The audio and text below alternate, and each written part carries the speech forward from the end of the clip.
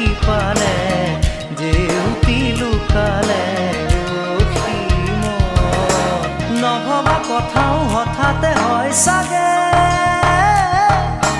পায়ো হেৰুৱালো বুজি পোৱাৰ আগতে